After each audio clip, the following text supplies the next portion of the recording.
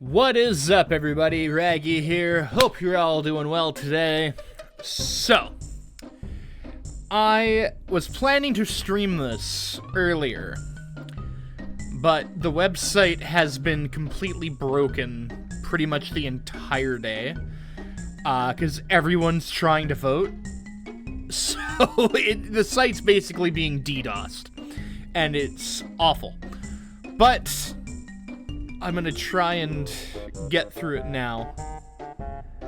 So, fingers crossed that it works.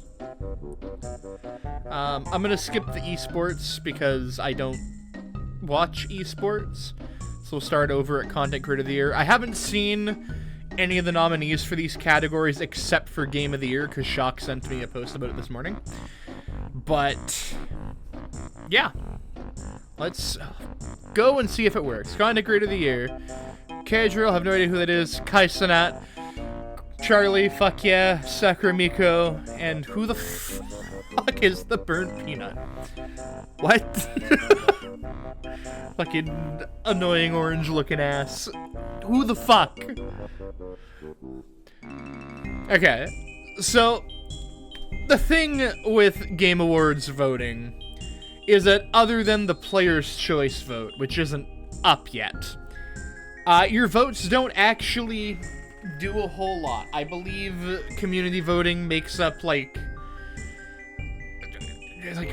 maybe 5% of sway, if that. So I don't think, at the end of the day, it doesn't matter who I vote for. Whoever's going to win is going to win. But it's still fun to do. So I'm sure that it's going to end up going to Kai Cenat, just because, of course it will. That being said, I'd love to see Charlie win. So I'm voting for Critical. Let's go. Off to a strong start. Most anticipated game. Okay. So we're gonna talk about each of them in order for all of them, I think. 007 First Light. I am excited for that, actually. I do think that a 007 game by the Hitman devs is such a fucking cool idea, and I think it's gonna go hard.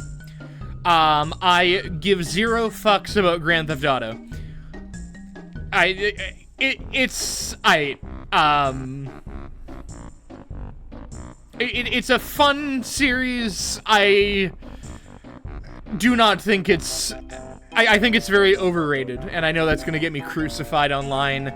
I just don't really care about Grand Theft Auto at all. Wolverine looks really fun. Resident Evil is probably my vote. Witcher 4, I want to be excited for. I could not get into the first game. I also couldn't get into 2, but I want to give it another shot. And I also really want to try Witcher 3, because I've heard that is, like, the best one. I think it was also the first game to win at Game Awards, but I'm not 100% sure off the top of my head. I might be wrong. Out of all of these, though, Resident Evil Requiem is my most anticipated game. I fucking love Resident Evil, and I cannot wait. And we're broken.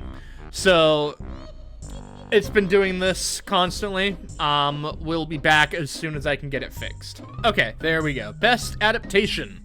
Minecraft Movie. Devil May Cry, Splinter Cell, Death Watch, Last of Us Season 2, Until Dawn. Man, it was a fucking slow year for adaptations this year, wasn't it? So, I haven't seen Minecraft Movie, and I don't care about it. Devil May Cry is not really Devil May Cry. I haven't seen Splinter Cell. Last of Us Season 2 was really good up until the last episode, where it was kind of really fucking mid. Until Dawn is an okay horror movie with some cool concepts. It has nothing to fucking do with Until Dawn. I have no idea why they did that. They made it a different movie and just slapped Until Dawn onto it, basically, for anyone who hasn't seen it. It has nothing whatsoever to do with the game. And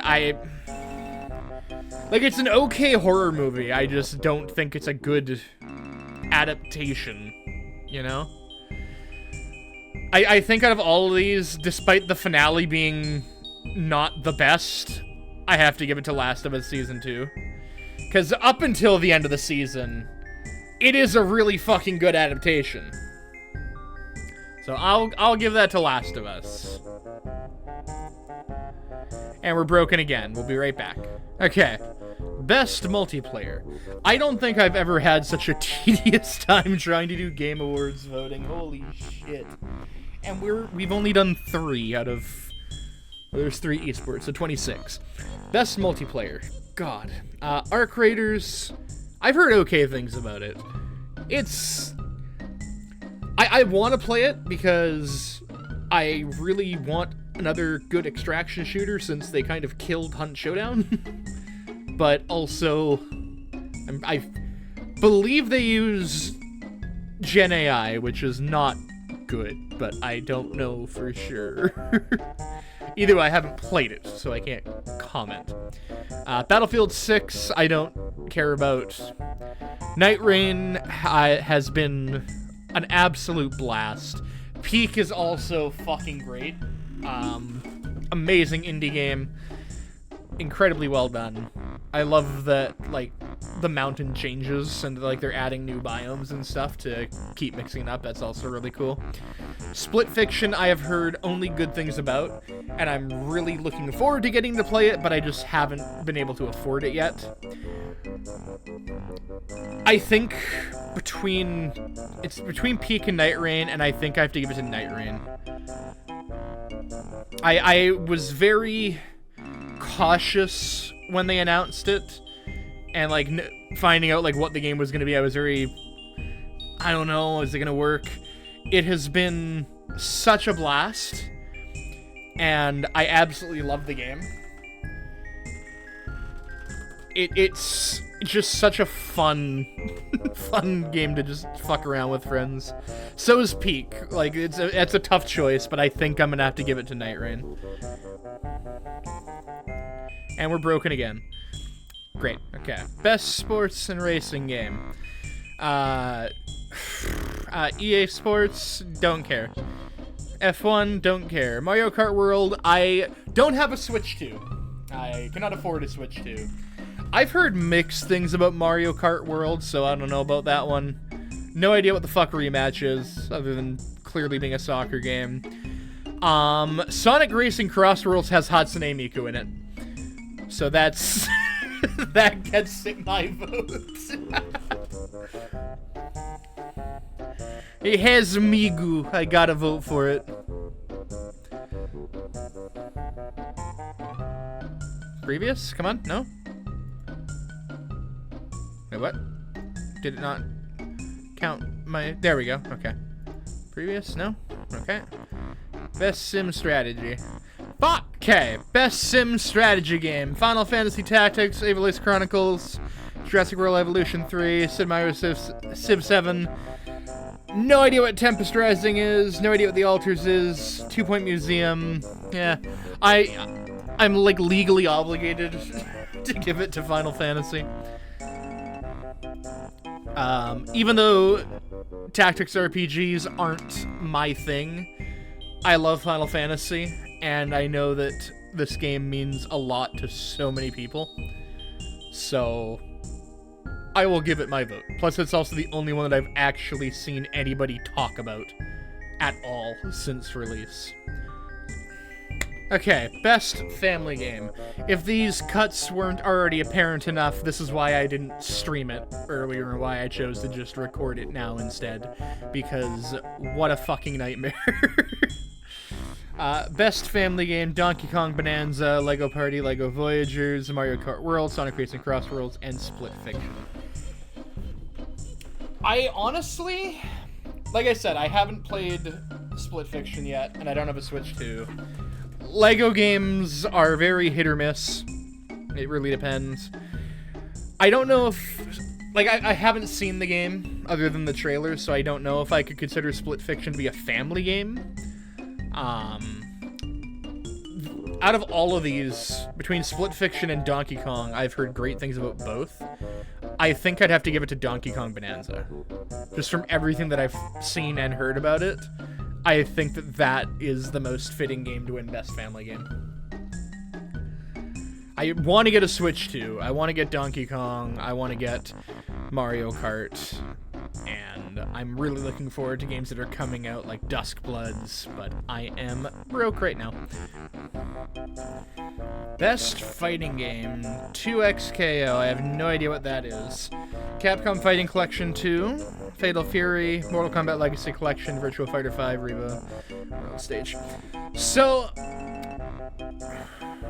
I haven't played any of these this year, actually. But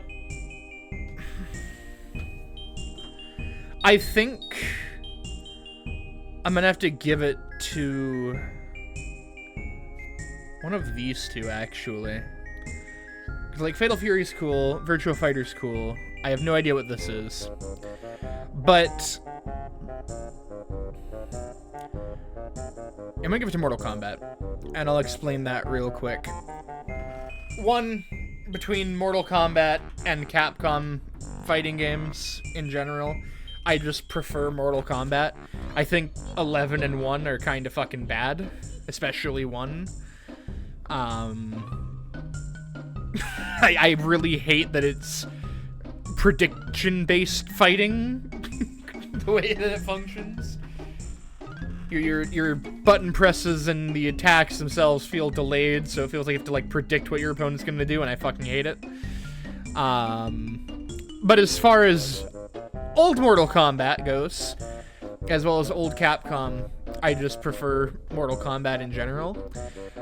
And the reason why I'm giving Mortal Kombat Legacy Collection my vote here, and why I'm saying it's between those, why it is between those two, is because, again, I haven't played the other ones, but also I think that it's really, really fucking cool that a collection and bundle of old fighting games being nominated for a game award is really cool and really important in terms of game preservation. Because media preservation is rough right now. You know, games get taken down and disappear constantly. Like, movies and music albums and whatnot don't always get perpetual releases or re-releases or reissues. And that's bad. I was really excited to see the Mortal Kombat Legacy Collection get announced, because that's such a big thing for game preservation. Like, that's why I love collecting physical media. That's why I collect CDs, vinyls, movies, books, is because I'd much rather know that I own it. It's in my hand, and nobody can take that away from me. I have it, and I can play it, or watch it, or read it, or listen to it whenever I want to. Whereas physical media fizzling out and everything going digital is bad, because a company can just decide, actually, you know what? No, we don't want you to have this anymore. It's gone. Bye. Fuck you. We have your money. See you later. So I think that studios taking these games and re-releasing them in bundles like this is important. It's a good thing for preservation. And I think that the fact that that's nominated for an award, both of these, is a really awesome thing. And it could go to either of these, in my opinion. I just prefer Mortal Kombat as a series over Street Fighter and whatnot. And we're broken again. Okay. Best RPG. Avowed. Claire Obscure. Kingdom Come Deliverance 2. Monster Hunter Wilds. Outer Worlds 2. This one's the easiest one in the world. Claire Obscure. By far. I haven't actually seen much of Avowed. I haven't played Kingdom Come Deliverance 2. Heard really good things about Monster Hunter Wilds, but I also haven't actually played Monster Hunter. And Outer Worlds 2, I have heard nothing about aside from the trailers. I have heard nobody talking about it, but I am playing Expedition 33, and it is fucking amazing. I think it's broken again. Okay, there we go. Best Action Adventure. Death Stranding, Ghost of Yotei, Silksong, Indiana Jones Split Fiction. Action Adventure when in combat with traversal and puzzle solving. I don't know if it really has puzzle solving, but Death Stranding 2 certainly has combat and traversal, and it does both very well. Ghost of Yotei, though, does have... I'm pretty sure it has puzzles. I would assume that it does, at least in some of, like, the how do you get to this place, but I also don't know. Silksong, Indiana Jones Split Fiction. I don't know if I would call Death Stranding necessarily an action-adventure game, but at the same time, like, it's kind of the most broad genre that it fits into. I haven't played Silksong yet, but I know that it's fucking great. I've heard really good things about Indiana Jones. Again, I haven't played Split Fiction, but I really, really want to. I loved It Takes Two. I think I gotta give it to Death Stranding. I haven't gotten to play a whole lot of Yotei yet, but we got to start it, and it's an absolute blast. But I haven't gotten enough of it to be able to say for sure if I'd like it more than I'm enjoying Death Stranding 2. And I am still playing through Death Stranding 2. I'm going through it very slowly. But I am really loving it. And we will be restarting Yotei once we're in the new place and we have internet backup and I come back to streaming from that. Also, we finally have our move-in date. We move in on the 26th, I believe, is when the movers are coming. And then it'll take like a week or so to get internet back up. But we'll go over that later. Best action game: Battlefield 6, Doom the Dark Ages, Hades 2, Ninja Gaiden 4, and Shinobi Art of Vengeance. I have no idea what Shinobi is. It sounds familiar. I don't know if I've seen this game. Battlefield 6, again, I don't care about. Doom Dark Ages, I haven't played yet. I really want to. We will be streaming it at some point. I fucking loved it. 2016 and Eternal. I've actually heard mixed things about Dark Ages, though. Hades 2, I know is fucking great. But as far as, like, action game goes, I think I have to give it to Ninja Gaiden above anything else. I haven't played it yet, but I've seen the gameplay for it. And I've seen the gameplay for Hades, and I've seen the gameplay for Doom. Not voting for Ninja Gaiden here would be like not voting for a new Devil May Cry game on this list. So I think I kind of gotta give it to Ninja Gaiden. The game looks insane. Best VR AR. Okay. I haven't actually played any of these yet because I have not had space for my VR, which is another thing I'm really excited for with this new house, is because I get my own basement suite and I will be able to set up my VR again. I'll be able to get my VR set up here. I'm going to have a lot more space. We will be getting to do VR streams. And I'm going to be able to get my drums set up. We might be able to do something with, like, drums for a video or something. I don't know. We'll figure it out. But, I haven't played any of these yet. Alien looks really fucking cool, but from what I understand, it's also very buggy, and I don't know if it's been patched yet. To the point where you can get, like, to the end of the game, and then it'll bug out and not, like, update your mission, or, you can't open a door and you're just soft-locked forever. Which, I hope they patch that. I do want to get Rogue Incursion. It looks like a blast. And apparently it's only part 1 of 2, so, like, you don't even get the full game right now. Arcanage, not a clue. Ghost Town, also not a clue. Fireproof Games, though, that sounds very familiar.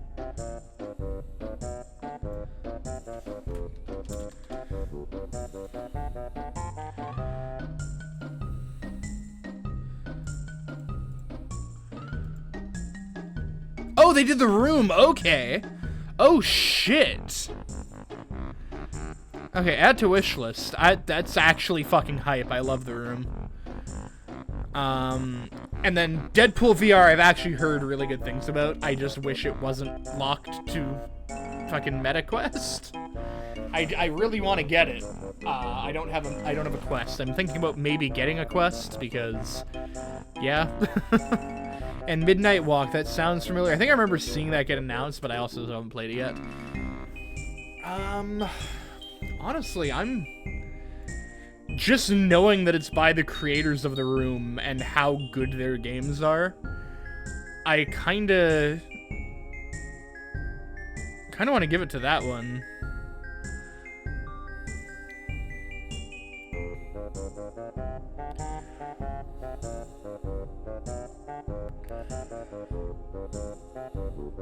I don't know. That's a tough one, especially since I haven't gotten to play any of these yet. If I hadn't seen like the mixed response to Rogue Incursion, I would vote for that for sure. But it's sitting at mixed, which isn't because the game is apparently broken. Ghost Town looks fucking cool. I think even like, though I can't play it at all even with my VR setup, everything I've heard and seen from it, Deadpool looks like a fantastic VR game and just feels like a proper Deadpool game. So I do wanna get a Quest and play that at some point. And we're broken again. Okay. Best mobile game: Destiny Rising, P5, Phantom X, Sonic Rumble, Uma Musume, Withering Waves. I gotta do it for the meme, honestly. I have seen this fucking game everywhere. I'll give it to Uma Musume. Fuck it. Why not?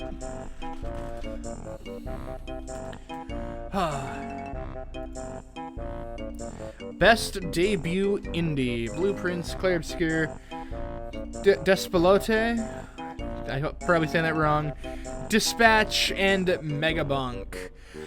Here's the thing. Yes, Expedition 33 is a new independent studio, but it's a studio made up of a lot of big names in the games industry. So on one hand, yes, it's technically an indie game, but it's also not really at the same time, you know?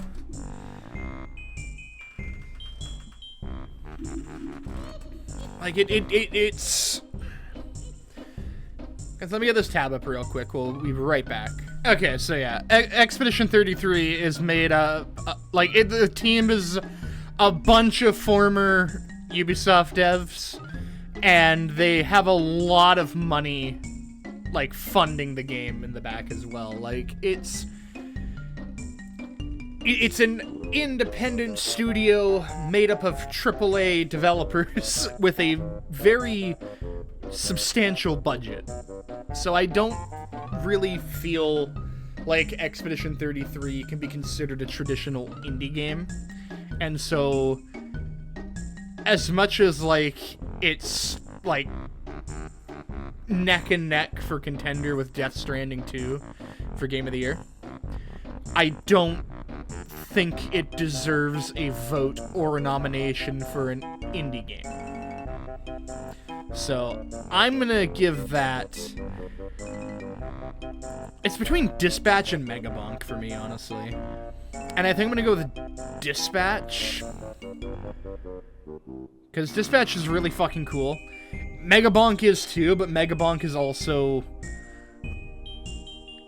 I don't know, it's pretty... It's like a different style of Vampire Survivors, you know? Like that kind of game. It's really fucking cool, and I've watched Trash play a bunch of it. But I think I'll give it to Dispatch. And we're broken again. Okay, best indie game: Absalom, Ball X Pit, Blueprints, Clair Obscur, Expedition 33, Hades 2, and Hollow Knight. I honestly, it's not even close. Silksong. I know that Hollow Knight is a phenomenal game, despite having not actually finished it. And I have heard that Silksong is even better in every way. And we're broken again. Cool. Okay, best community support. Baldur's Gate 3, Final Fantasy 14, Fortnite, Helldivers 2, No Man's Sky. I don't actually know what they've added into Baldur's Gate 3. Yeah, best community support. I don't know what they've added to Baldur's Gate 3 since launch, other than just like basic patches and normal like bug fixes and stuff. So I can't really comment on that.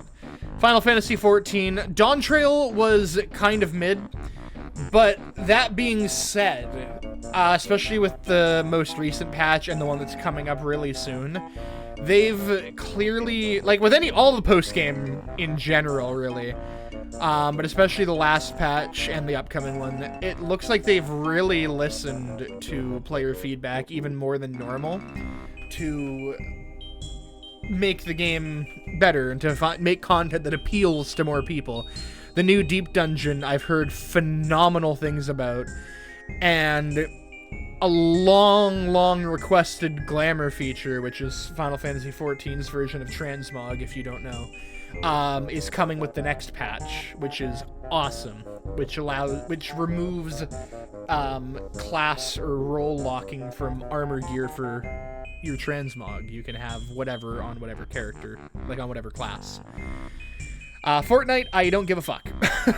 I do not play Fortnite. Helldivers 2 is wild because the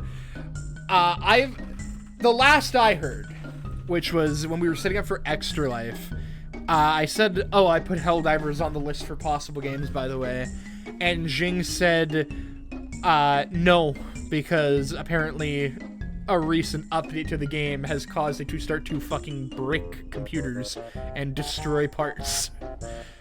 So I don't think I can give it to Helldivers, unfortunately, as fun as the game was when it came out. And No Man's Sky is still going really strong. I just don't play it nearly as much because playing it in VR has kind of ruined the game for me. And I can't play it without being in VR anymore. And since I don't have my VR set up, I haven't played it in a good couple of years. Almost since we've been in this house, really. But with the new place, I will be able to get back into No Man's Sky in VR. So I'm going to give it to Final Fantasy XIV. Because I really think that they're doing a good job now. Like, they're going back to properly listening to community feedback and improving the game. Fuck. Okay, that took way too long to get here. Best ongoing game. Final Fantasy XIV, Fortnite, Helldivers 2, Marvel Rivals, No Man's Sky.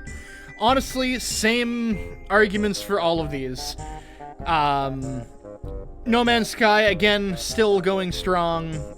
Constantly pumping out free content, which is awesome to see, especially after the launch that it had years ago. God, that was almost 10 years ago now. Holy shit. That's crazy. I haven't played Marvel Rivals yet. I don't have a whole lot of interest in it, but at the same time, I kind of want to give it a shot. Helldivers, I've just talked about why I don't think I would give it my vote. Fortnite, I don't play Fortnite. And Final Fantasy XIV, again, as rocky as Dawn Trail itself was, the post-patch is really good. They're doing a lot. Like, they're listening to player feedback and wanting to work on content that's more varied and that can appeal to more people. And I'm really excited to see where it goes from here. I didn't hate Dawn Trail, don't get me wrong, but it wasn't the strongest. It definitely had a lot of flaws, but I really really want to see where they take it from here. I'm excited. Games for Impact. For a thought-provoking game with pro-social meaning or message. Consume Me. I haven't actually heard of it. Despelote. I think we saw a trailer for that and it looked really cool, but I haven't played it. Lost Records of Lumen Rage. That's the Life is Strange devs. South of Midnight looked fucking awesome. And Wanderstop, I have no idea what that is. I haven't actually heard anybody talk about Lost Records, but I have heard a lot of good things about South of Midnight. And it really stood out to me from the first trailer. So despite having not played it, I'm giving it my vote. Because, yeah. I don't know. It's the one that stands out the most to me as a game that, like, I know about, I've heard good things about, I really want to play it. Innovation and accessibility. Okay. Learn about... Oh, that's new! I don't think that's ever been there before. Assassin's Creed Shadows, Atomfall, Doom Dark Ages, EA Sports FC 26, and South of Midnight. Okay. I've seen a lot of the accessibility features in Shadows. I'm actually playing through it right now. And I'm really, really enjoying it. But let's see here. Meet the innovation and accessibility nominees. Okay. Atomfall is Rebellion's most accessible game to date, built with accessibility in mind to make sure as many people as possible get access to a core game experience. Contrast size. I'm actually going to take a moment to read through this, and then we will come back afterwards. So we'll be right back in a moment. Okay. So reading through all that, I think all of them have really good accessibility features. I would say personally, just going by how much there is that's between South of Midnight and Assassin's Creed Shadows, and because I've seen, like, for myself, like, I've been able to go through the menus and properly see all the accessibility features, I'm gonna give it to Assassin's Creed here. But I think that all of these, going through and reading that, they all have a lot of really good accessibility options for people, so that anybody can get into the game regardless of who they are, their skill level, their physical abilities, and so on. And I think that's really important for a lot of games. I don't think every single game needs to be for everyone. Like, I wouldn't expect, like, Elden Ring or Dark Souls or whatnot to have features quite like that. Maybe some visual ones to help out for some people, but I wouldn't expect them to put in anything to, like, tweak the difficulty itself. Whereas Assassin's Creed, Doom, South of Midnight, EA Sports, so on, are a lot more casual. So that opens up more options for those difficulty settings. And Assassin's Creed Shadows has some really fucking cool ones. Even in terms of just the game's difficulty, you can have, like, let's say that you struggle with combat. You can have the combat down as easy as you want it to be so that you're basically unkillable. But you can also have the stealth at the same time be really difficult. If, like, you're better with stealth, but, like, you can't do combat, you know? And that's also really cool because it gives the enemies vertical vision cones as well on top of their regular field of view. So they will spot you on rooftops, especially if it's daytime and you're running around. And that's just like one thing that's in there aside from everything else, whether it's text sizes, whether it's narration and whatnot, whether it's being able to change, like, color blindness options and whatnot, and visual accessibilities and everything. There's a lot in Assassin's Creed Shadows, and there's a lot in all these games. But just from my own experience, from what I've seen of these settings that I can actually comment on, I'm going to give it to Assassin's Creed. And I think we're broken again, so we'll be right back. Okay, best performance.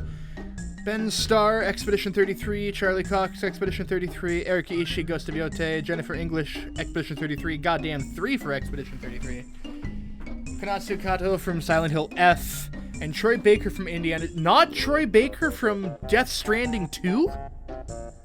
Really? Wild. Okay. So far, the cast of Expedition 33 is fucking crazy. I actually didn't know that Ben Starr was in the game. I don't know who he plays. I'm gonna look that up real quick. We'll be right back. Okay, so Ben Starr plays the guy... I think it's the guy who, like, comes in and joins your group at the end of Act 1. / the beginning of Act 2. That's cool. I haven't played enough... Like, I haven't seen enough of him to, like, give an opinion, but also Ben Starr is a fucking phenomenal voice actor. Charlie Cox, I think, plays Gustav. Jennifer English, I'm fairly certain, is Brainwork. Well, yeah. I could not remember her name for the life of me. I may be stupid, but it's fine. Yeah, all of them... Again, I can't comment on Ben Starr, but I know that he's a great voice actor. They've all played phenomenal characters in there. I'm very excited to see Ben Starr's performance as I go through the rest of the game. I haven't played enough of Yote at all to comment on Erika Ishii. We literally played, like, the prologue, and then my capture card exploded. Speaking of, I did get a new capture card. So, we will be restarting Yote after the move. But yeah, I haven't seen enough of her performance to actually comment on how it is. Also, gotta say, Ben Starr, fucking very, very chill dude. I got to meet him last year, actually, at KupoCon, the fan-run Final Fantasy convention. I got to meet him. I have my copy of Final Fantasy 16 autographed by him. Just a really, really humble guy from the brief interaction I got to have with him. And from everything, like, any interview that I've seen with him, he just seems like a really genuinely nice dude. So, awesome to see Ben Starr here. Troy Baker, I'm surprised Higgs from Death Stranding 2 is not the role that he's nominated for here. Holy shit. Throughout all this, I kind of gotta give it to Konatsu Kato. Everybody in Expedition 33 is phenomenal.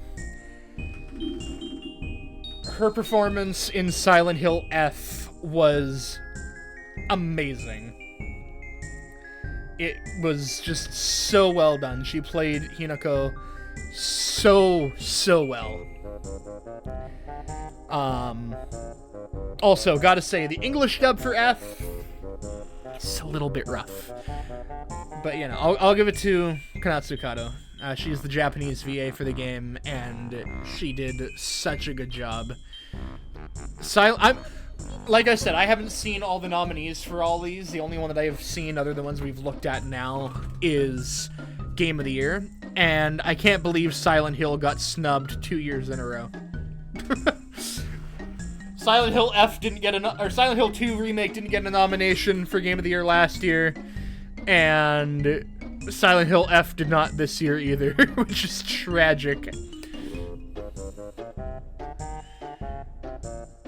But that's okay. And we're broken again! We'll be right back! Alright, Best Audio Design. Battlefield 6, Claire Obscure, Death Stranding 2, Ghost of Yote, Silent Hill F.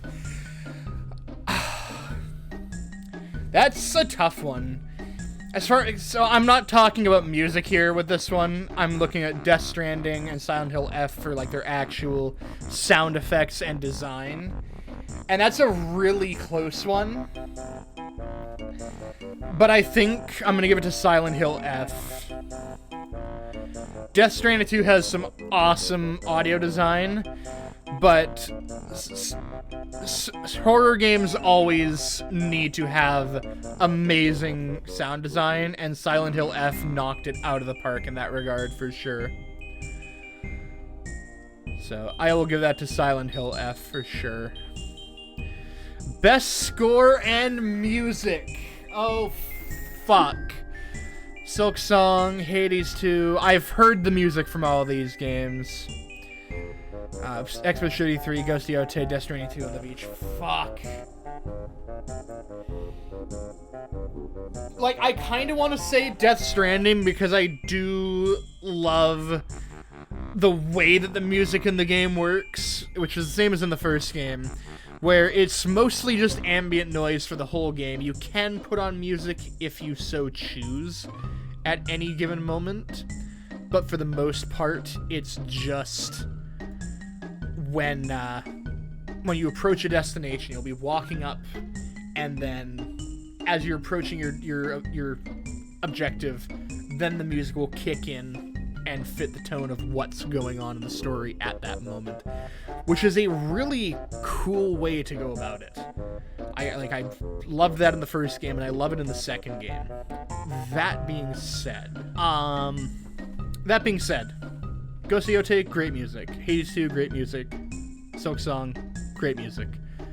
I gotta give it to Expedition 33. I haven't heard the whole soundtrack, but every bit of music that I've heard from the game is phenomenal. Just absolutely insane. So I'll give that to Expedition 33. And we're broken again. We're getting into the difficult ones now. Best art direction for outstanding creative and/or technical achievement in artistic design and animation. Literally any of these could win. These are all such phenomenal picks. The art style of Hades 2 and Silk Song are incredible. The visuals in, like, Ghost of Yotei is such a beautiful game, just like Tsushima was. Death Stranding 2 is by far the most realistic looking game I have ever seen. And they did it with baked in lighting, without RTX and other stuff like that. It just looks like a film. And Expedition 33 has some absolutely insane art direction as well. That's a really tough one. I think I gotta give this one to Expedition 33 as well. Like, the opening scene of Death Stranding 2, for a moment, I thought it was actual footage. Like, just real-life locations and footage, but it wasn't. It was in the game. And it was like, holy shit, and it blew me away. And I think that, like, on a technical level, that is insanely impressive.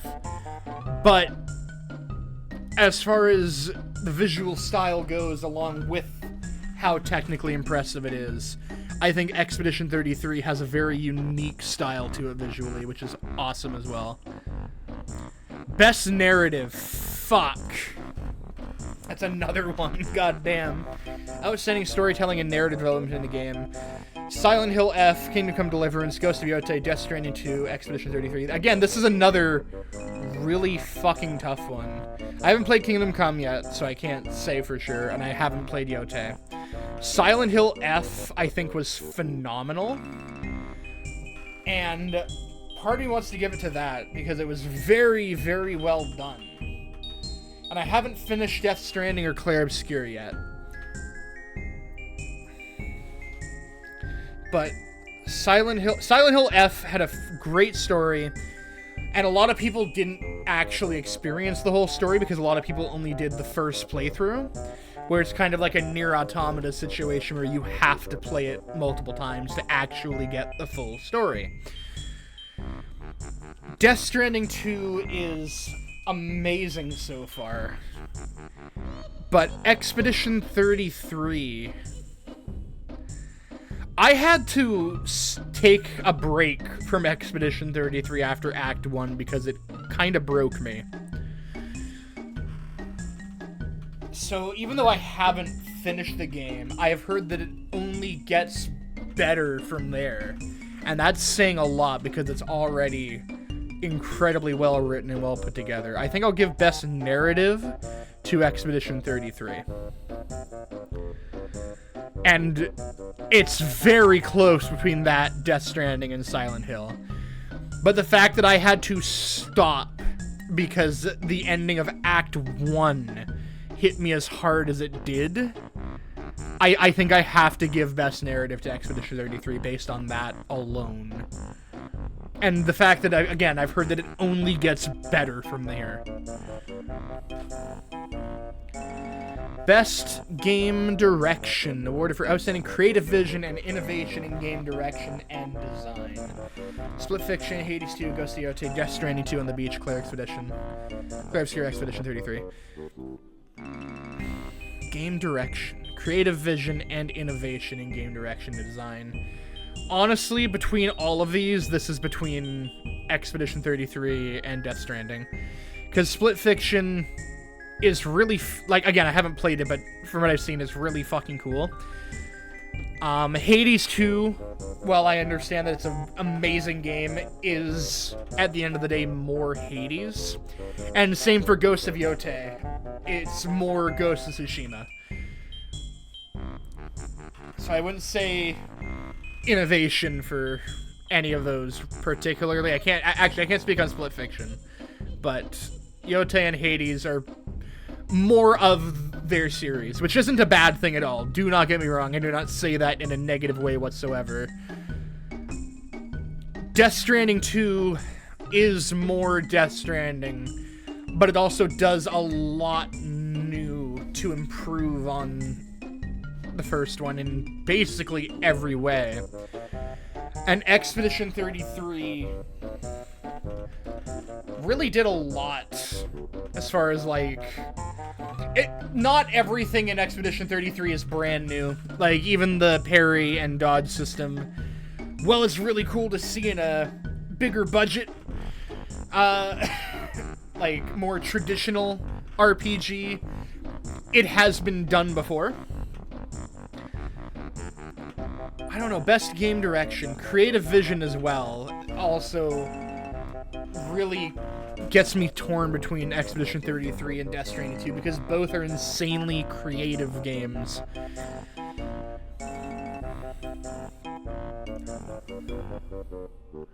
And I'm torn, because Expedition 33 is amazing, and so's Death Stranding 2.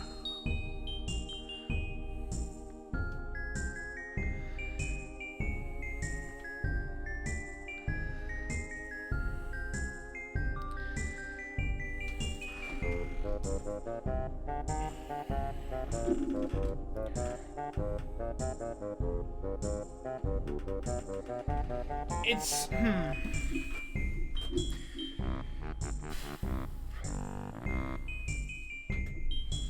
This is a really hard one, actually. And I know we're gonna get to Game of the Year and be on the same, which one do I go for? I think in terms of innovation, I would give it to Expedition 33. But for creative vision, I would give it to Death Stranding. Because Hideo Kojima is 100% unapologetic in the vision that he has for his games. And being an independent studio, Expedition 33 also had the ability to be unapologetic with its vision. And just do what they wanted to do with it. It's tough. It's really tough. I think both games could easily take this one. I really do. But I think I'm going to have to give it...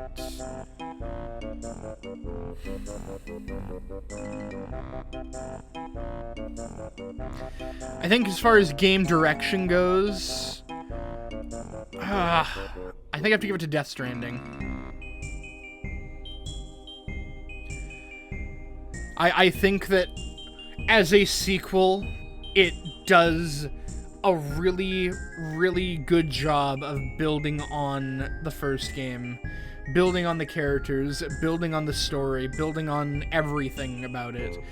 And it's so fucking close between the two, if I'm being honest. It's such a hard choice. But I think as a sequel, and with how insane Kojima is, and how even as a full AAA game that's by not an indie developer, because again, I don't really consider Expedition 33 to be an indie game. They trust them to be like, just do your fucking thing, you know? So, which is awesome to see. I think game direction has to go to Death Stranding there. And we're broken one last time. Okay, and here we go. We have reached the end. Game of the Year, Clair Obscur Expedition 33, Death Stranding 2 on the Beach, Donkey Kong Bonanza, Hades 2, Hollow Knight Silksong, and Kingdom Come Deliverance. I really do think Silent Hill F got snubbed here. I haven't played Donkey Kong Bonanza or Kingdom Come Deliverance 2. I think that Silent Hill should be on here. Like, the best Silent Hill game that's not a remake since Silent Hill 4. And heck, I think I even like it more than 4. And I know that's a bit of a hot take, but yeah, no, I think it got snubbed. I don't think it should win, but I think it should be at least nominated. As far as Game of the Year goes, again, this is a tough one. And keep in mind when I put this vote down that I haven't finished either game yet.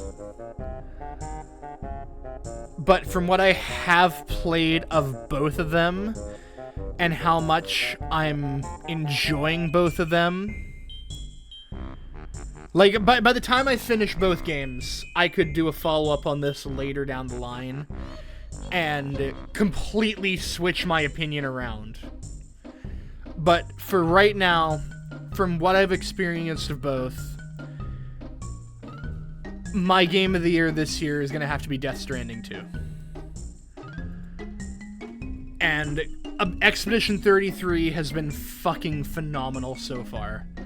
And I am so excited to get back to it on stream with everybody. But for right now, with what I've experienced of Expedition 33 and what I've experienced of Death Stranding 2, I think I'm more invested in Death Stranding 2. But both games are absolutely incredible.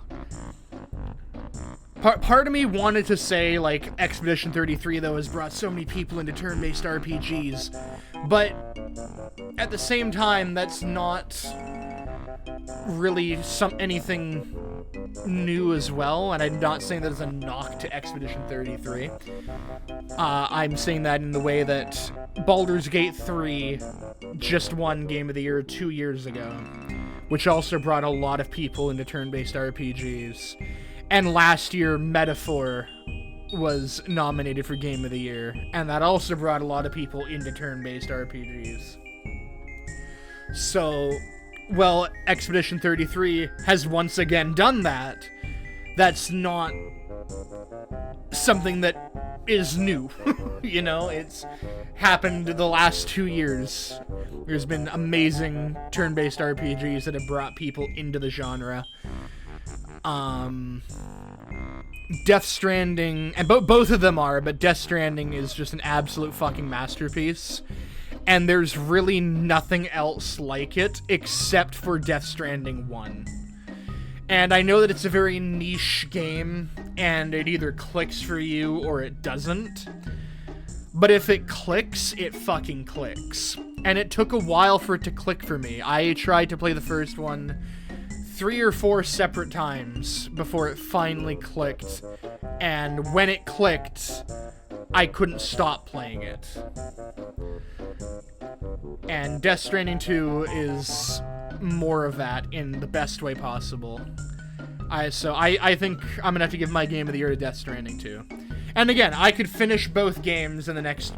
Like, I could finish Death Stranding 2 in the next few weeks between the move. And I could finish Expedition 33 pretty quick, like, once we get back to streaming after the move as well. And my opinion could completely flip-flop, and I could say that Expedition 33 is instead my Game of the Year. Who knows? But right now, from what I've experienced of both, I have to give it to Death Stranding 2. So, with that, it's been over an hour because I keep having to fight with these pages. So, with that, thank you all so much for watching. Hope you had a good time. Once again, I'm sorry I couldn't stream this with the page breaking so much. I feel it's better that I just record it and edit out the bits that I had to that I had to fight with. We have a place, our move-in date. The movers should be coming on the 26th. And then it'll take about a week or so to get internet back up. I don't know if I'll be working during the Game Awards or not. I'm hoping to not be so that we can stream it live. If not, I will be avoiding any and all spoilers and be streaming it after the fact.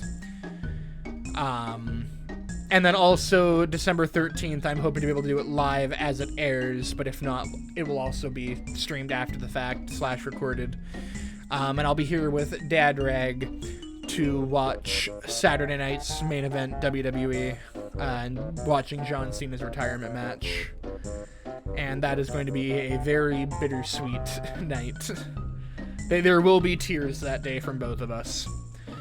So, thank you all so much for watching. If you made it all the way to the end of this video, really, really appreciate it. I stream on Twitch. That is where the majority of my content is. Link down below to my channel. Also, in the meantime, during the move, I'm working on taking the extra live stream from last weekend and editing it down into a compilation, or maybe multiple parts, because I've gone through maybe an hour of footage and the video is already at almost 15 minutes. There's a lot there to put into a best moments bit, like best moments compilation. So there could be multiple ones, or it could just be like an hour plus long video. Who knows? There's 24 hours of content to go through for that. So, thank you all so much for watching. Really appreciate it. If you're not already, come follow me on Twitch. Link down in the description below. And with that, I will see you all next time. Have a good one, everybody. Bye-bye.